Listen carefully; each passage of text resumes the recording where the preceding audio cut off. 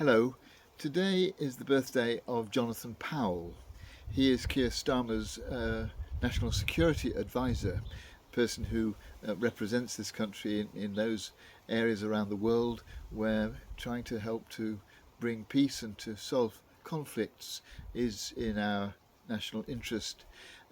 But he's been a peacemaker all his life. He was Tony Blair's chief of staff and played a major part in the achievement of the Northern Ireland Peace Agreement, which ended decades of conflict successfully.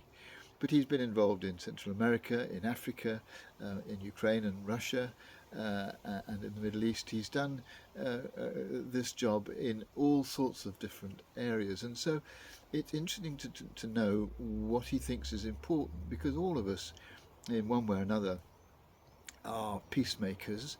We want to help there to be a peace between individuals or between groups, and it'll differ enormously depending on what we are involved in as to where and how we operate. But that's our aim, to be peacemakers, I'm sure. So what are the techniques that Jonathan Powell sees to be important?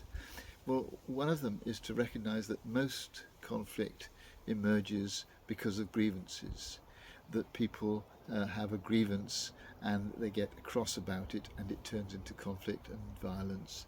And therefore, one of the really important things to do is to be willing to listen to people's grievances, to let them tell you all about what the problem is. And then if there are any that you can do something about, do it. But sometimes it is just simply a question of listening and recognising the validity of how, from their point of view, this is a grievance.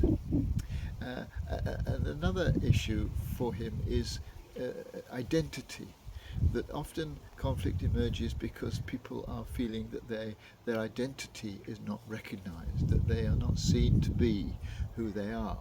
And here, once again, what's so important is that people feel listened to, and that their particular views, even though you may be very far from agreeing with them, uh, can be heard and taken seriously and responded to, in a way that will make them feel as though their identity is being validated. Of course, he says, the important thing, therefore, is to listen and to meet with people. You can't solve conflicts at a distance. You have to meet the people who are in conflict with each other and talk to them and understand their grievances and recognise their identities. But he says, of course, the difficult thing is not by talking to people to approve of what they're doing. It's a very difficult balance to make it clear that you don't necessarily agree with the violence that they're perpetrating, alongside listening carefully, validating their stated reasons for being violent. And this, I think, is one of the hardest things about trying to be peacemakers, that we want to be working with the people who are in conflict without necessarily approving of their actions. And that, of course, is something which we can only respond to and do in each individual situation. He didn't, as far as I'm aware, have any particular advice about how to get that balance right, except to say that it's a very important balance to achieve.